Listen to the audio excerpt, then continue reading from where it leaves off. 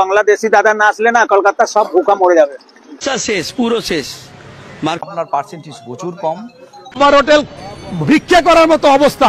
এই বাংলাদেশি দাদা না আসলে না কলকাতা সব ভুকা মরে যাবে একদম। জিনিস আমি সচ্চা বলছি দাদা, এক সকাল বেলা আসলাম, একটা ভাড়া পাওয়া যাচ্ছে না। এবার পচন ধরে গেছে ভারতের আলু পেঁয়াজ এবং এর পাশাপাশি বন্ধ হয়ে গেছে ভারতের সকল ধরনের ব্যবসা এবং কর্মহীন হয়ে গেছে ভারতের সাধারণ শ্রমিক।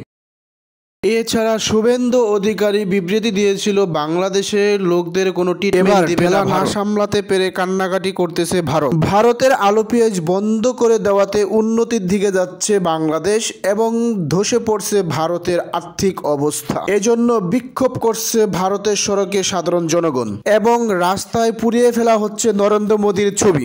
আমার হোটেল ভিক্ষা করার মতো অবস্থা। 6 আগস্টের পর সাধারণ লোক কেউ আর অন্তর্বর্তী সরকারের উপদেষ্টারা বলছেন, যাব না ভারতে, আনবো না ভারতের আলু পেঁয়াজ। ভারত আমাদেরকে আলু পেঁয়াজ না দিলে কি হবে? আমরা পাকিস্তান থেকে আলু পেঁয়াজ আমদানি করব। ইতিমধ্যে পাকিস্তান থেকে আমরা 2 জাহাজ আলু পেঁয়াজ এনেছি এবং অন্য এছাড়াও শুনশান নীরবতা ভারতের হোটেলগুলি এবং মেডিকেলে নাই কোনো রোগী। হায় রে কি যে করি। এছাড়া ভারতের হাজার হাজার মেট্রিক টন আলু পেঁয়াজ পচে নষ্ট হয়ে যাচ্ছে, কারণ বাংলাদেশি ব্যবসায়ীরা ইন্ডিয়া থেকে আর আলু পেঁয়াজ আনতে ইচ্ছুক না। তারা সিদ্ধান্ত নিয়েছে তাদের আলু পেঁয়াজ এবার পাকিস্তান থেকে আনবে।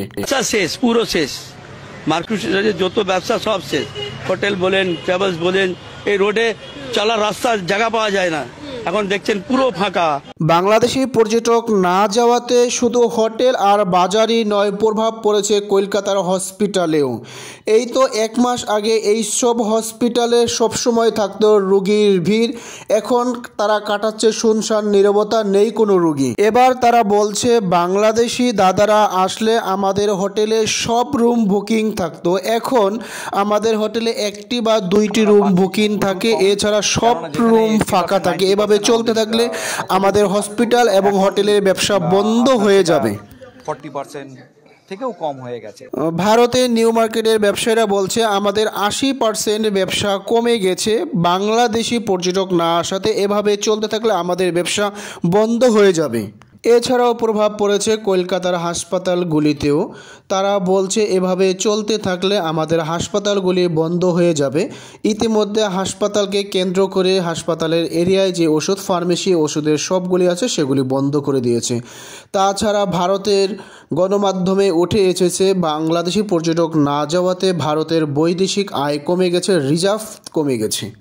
বিশেষজ্ঞরা বলছে বাংলাদেশের সাথে খুব দ্রুত সম্পর্ক স্বাভাবিক না হলে ভারতের আর্থিক অবস্থা ধসে পড়বে এবং ভারতের সাধারণ জনগণ না খেয়ে মারা যাবে। এবার বুঝো ভারতের দাদারা, তোমরা সবসময় বাংলাদেশিদেরকে থ্রেট দাও, এবার বাংলাদেশি লোক তোমাদের দেশে না গেলে তোমরা না খেয়ে মারা যাচ্ছ।